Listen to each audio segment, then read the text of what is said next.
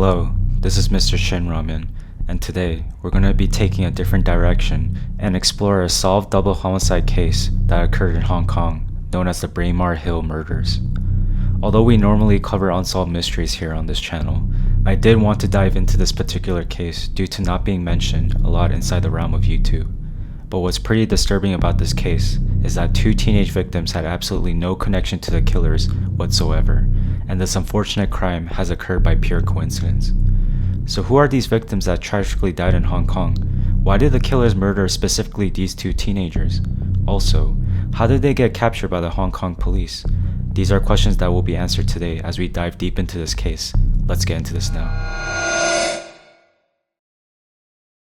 On April 20, 1985 in Hong Kong, local British teenagers Kenneth McBride and Nicola Myers were killed on Braemar Hill, Hong Kong. McBride was found bound, beaten, and strangled with 100 bodily injuries.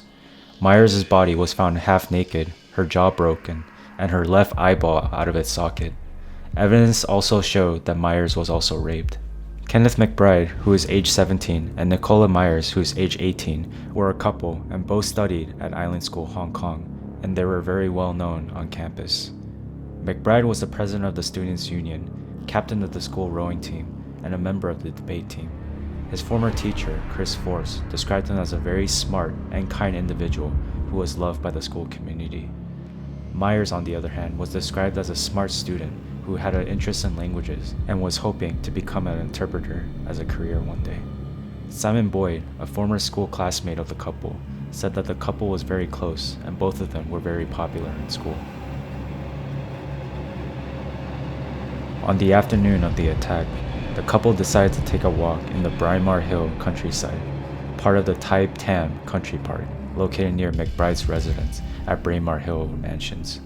They were seated on a remote and quiet pathway on the hillside, studying for their A-level examinations. Earlier the same day, a group of 5 local gangsters, Peng Shun Yi, age 24, Tam Se Fun, age 20, Chu Wai Man, age 25, Chung Yao Heng, age 17, and Wan Sam Lung, age 16, were gathered in the area. According to Wan's evidence, Peng was the leader of the group, and he suggested they steal a cable from the government aerial station on the mountain for extra cash. After several failed attempts to steal the cable, the group spotted McBride and Myers. The group decided to have some fun and thought McBride and Myers were European, so they must be rich. Peng led them to rob the couple.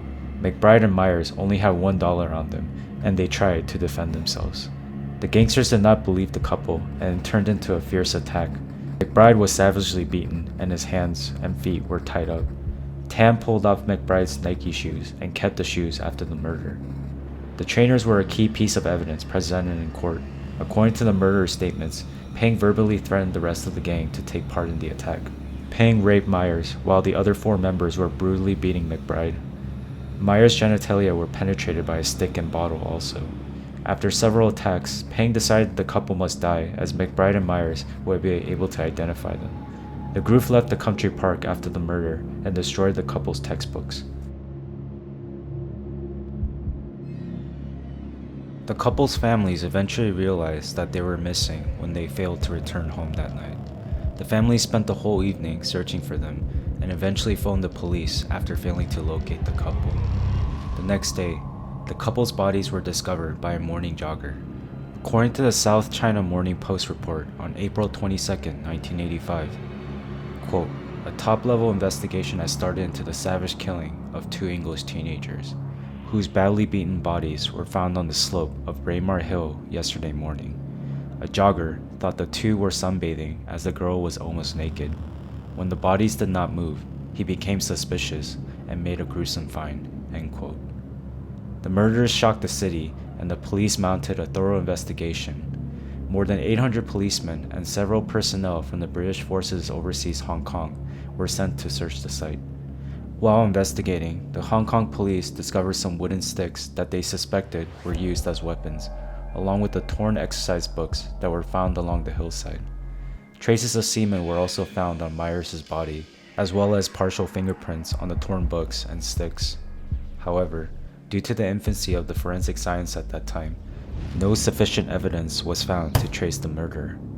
Since DNA testing was not available until the year 1986, the police interviewed more than 10,000 people who lived around the area, as well as known triad members. However, nothing was ever found. The crime shocked the community, especially as the murders involved two Britons being killed, which was an extremely rare case in Hong Kong. A few months after the murders, however, an anonymous Hong Kong businessman donated 500,000 Hong Kong dollars to the Royal Hong Kong Police as a reward for anyone with sufficient information about the homicide. This attracted many to investigate the case, which included an anonymous triad member who contacted the police, suggesting some unusual activity by one of their members. This anonymous triad member relayed information to the police that their fellow member Peng was involved with the murders. In late November, the police arrested Peng and the rest of the group within 48 hours. Although they had given details of the murders, only one pleaded guilty and served as prosecution witness. All 5 of them were found guilty by the court and convicted. Peng, Tam, Chu were sentenced to death, later commuted to life imprisonment in 1993 under permission given by the governor and council. Peng and Chu still remain in prison.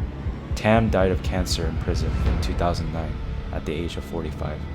The 2 other killers, Chung and Wan, both born in 1968, were underage at the time of the crime and were sentenced to be detained at Her Majesty's pleasure. After the transfer of sovereignty over Hong Kong in 1997, the law required Chief Executive Tung Chee-hwa to determine the terms of Wan and Chung. Wan's parents appealed to the McBride and Myers families for forgiveness for Wan. In 1998, the McBride and Myers families announced that they have forgiven Wan and appealed to Tung for a lesser sentence. Tung agreed and decided that Wan would be incarcerated for 27 years and Chung for a minimum of 30 years. Wan would later say upon release from Stanley Prison in 2004 in front of the press that receiving family's forgiveness was both touching and hard to accept, and that he would use the opportunity to reintegrate fully back into society. He was later offered clerical work in a law firm through the government's Criminal Rehabilitation Service.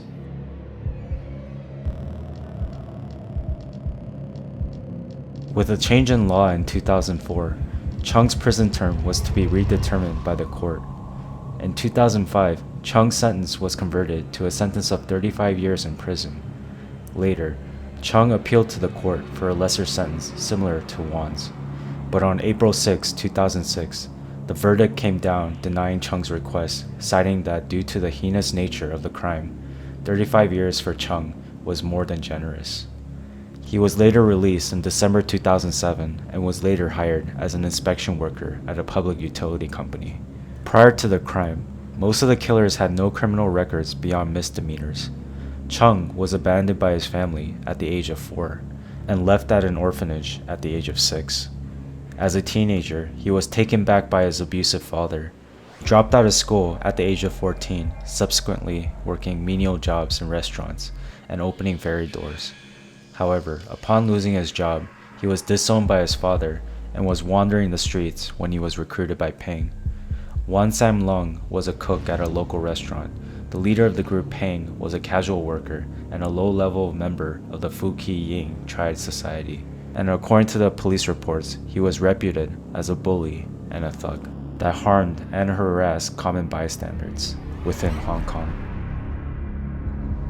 After the long trials of the Braemar Hill Murders, Island School, together with family and friends of the couple, established the Nicola Myers and Kenneth McBride Memorial Fund in memory of the couple to support the disadvantaged school children in Hong Kong for further education. McBride's parents have since moved back to their home country of Scotland, knowing that their son Kenneth will never return home. And because this murder case has such an impact to the Hong Kong community, a 1992 Hong Kong film known as The Suburb Murder had been released to the theaters. The movie follows a storyline that is based loosely on the Braemar Hill Murders, which details a central theme around rape and murder.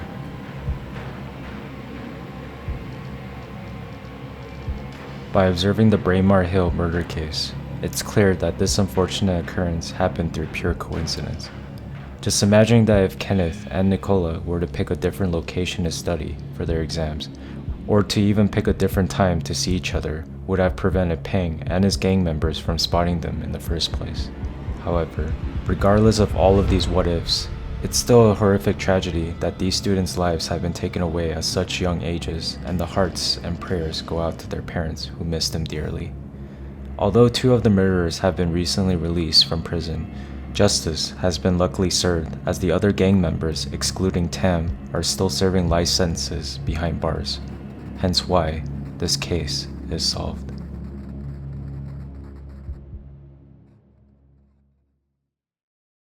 Hey guys and gals, this is Mr. Shin Ramen, and I just want to thank you for making it this far. Did you enjoy the video?